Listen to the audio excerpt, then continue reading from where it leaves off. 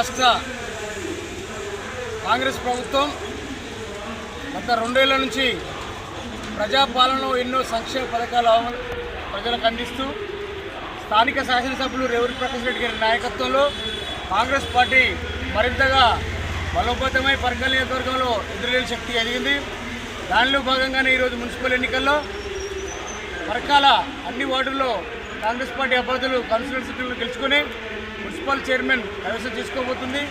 దానికి ఉదాహరణ ఈరోజు ప్రజలు తింటున్నటువంటి సన్నబియ్యం కావచ్చు, ప్రజలకు అందుతున్నటువంటి సంక్షేమ పథకాలు, గ్యాస్ కావచ్చు, కరెంటు కావచ్చు, ఉచిత బస్సు కావచ్చు, ఇలాంటి ఎన్నో ప్రజా సంక్షేమ కార్యక్రమాలు కాంగ్రెస్ పార్టీ అందిస్తుంది.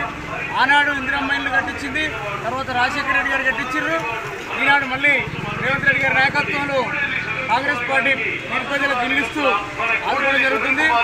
దానిలో భాగంగానే అవన్నీ పథకాలను ప్రజలందరూ పట్టించుకొని కాంగ్రెస్ పార్టీకి స్వచ్ఛందంగా బ్రహ్మరథం పడుతూ కాంగ్రెస్ పార్టీ అభ్యర్థులను గెలుపుకొని ముందున్నారు.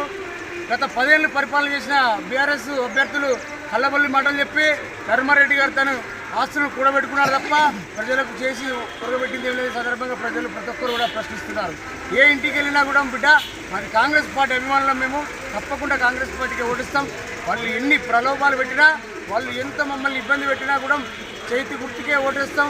తప్పకుండా కాంగ్రెస్ పార్టీ అభ్యర్థిని గెలిపిస్తామని ప్రతి ఒక్కరు కూడా కక్కనబద్దులై మమ్మల్ని ఆశీర్వదిస్తూ, మమ్మల్ని దీవిస్తూ, మాకు మద్దతు తెలుపుతూ గెలుపు కోసం సహకరిస్తున్నారు.